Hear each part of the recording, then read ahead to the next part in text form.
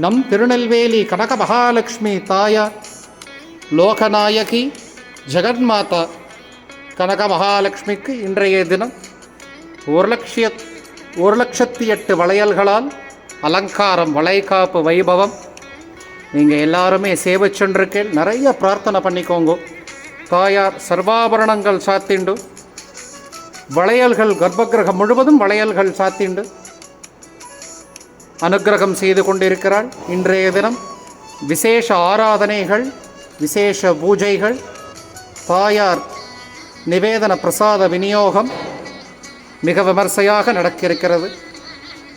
இதை சேவித்து கொண்டிருக்கும், தரிசனம் செய்து கொண்டிருக்கும் அனைத்து பக்தர்களுக்கும் தாயாரின் அனுக்கிரகம், விவாக பிராப்தம், சந்தான பிராப்தம், சகல சௌபாக்கியங்களும் பெற்றிட தாயாரின் திருவடிகளை பிரார்த்திக்கிறேன். சனி மற்றும் ஞாயிறு இன்னும் 2 தினங்கள் அலங்காரத்தில் தாயார் தரிசனம் கொடுப்பாள். அவசியம் சேவிக்க வாங்கோ.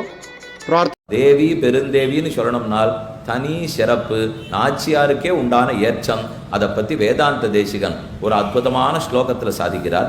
அனிபிருத பரிரம்பை ஆகிதாம் இந்திராயா கனக வலய முத்ரா. தாயார் நிறைய தங்க வளையல்கள் அடுக்கின்றிருக்காளாம். பெருந்தேவியாருடைய ஆபரணங்களே அதீத ஆச்சரியம். அதுவும் ஒரு மூக்குத்தி, ரொம்ப அற்புதமான மூக்குத்தி. நீண்ட இந்த காது ரொம்ப வயசானவாளுக்கு சற்றே தொஞ்சி போடும் இல்லையோ, பெரிய 8 கல் வெண்டைக்காத்தோடு போட்டுட்டு இருந்தால் காது கீழே இழியும் இல்லையோ, அதுக்காக மேலேந்து ஒரு சங்கிலி போட்டு இப்படி கோத்துப்பா தெரியுமா? அதெல்லாம் இவா கண்டுபிடிச்சதே இல்லை, பெருந்தேவி தாயார் கண்டுபிடிச்சது. இன்றைக்கி நீங்கள் சேவிக்கணும்னா காஞ்சிபுரத்துக்கு போங்கோ.